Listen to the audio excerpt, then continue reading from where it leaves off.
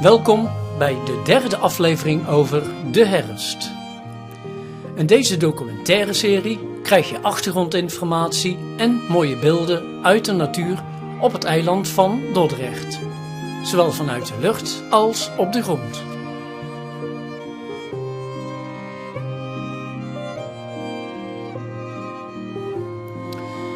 In de voorgaande 2 delen hadden we het over de kleuren en vallende bladeren. Dingen die ons meteen opvallen in de natuur. Maar er gebeurt meer in het seizoen. Laten we eens beginnen met de dieren. Veel dieren maken zich klaar voor de aanstaande winter die volgt. Sommige dieren blijven, andere dieren vertrekken naar warmere oorden. Laten we eens enkele van deze dieren gaan benoemen.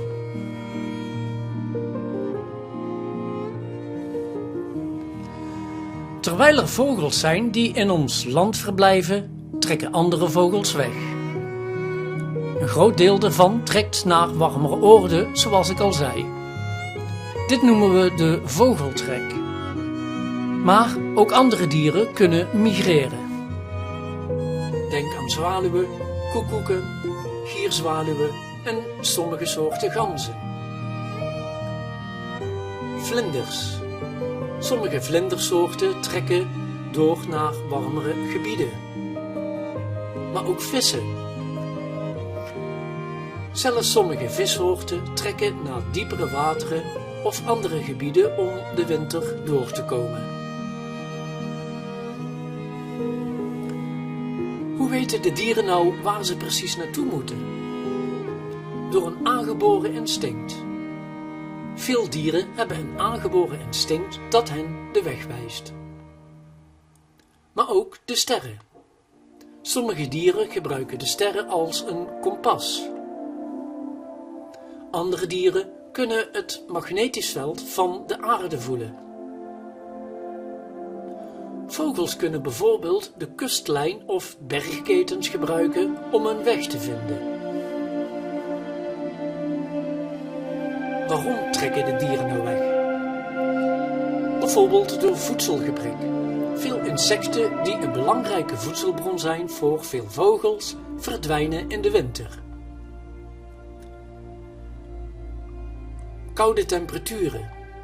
Sommige dieren kunnen de koude temperaturen niet aan en hebben een warmer klimaat nodig om te overleven.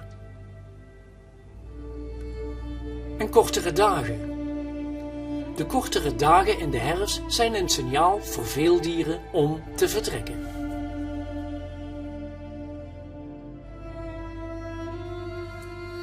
De eekhoorns. Deze knaagdieren zijn druk bezig met het verzamelen van noten, zaden en ander voedsel om de winter door te komen. Ze verstoppen hun voorraad op verschillende plekken om die later te kunnen vinden.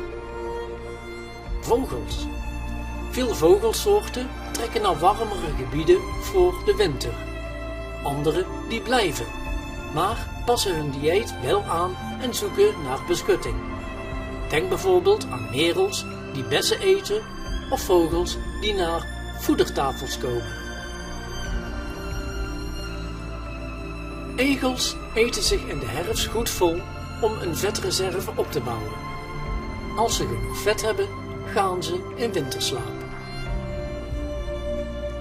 Lieve heersbeestjes zoeken een beschutte plek om te overwinteren, vaak met een groepje soortgenoten. Sommige vlindersoorten overwinteren als vlinder, andere als eitjes, rups of pop. Maar er zijn ook andere dieren die je misschien tegen kunt komen. Denk aan de herten.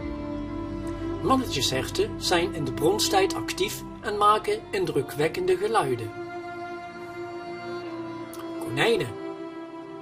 Konijnen zijn het hele jaar door actief, maar in de herfst zijn ze vooral bezig met het zoeken naar voedsel.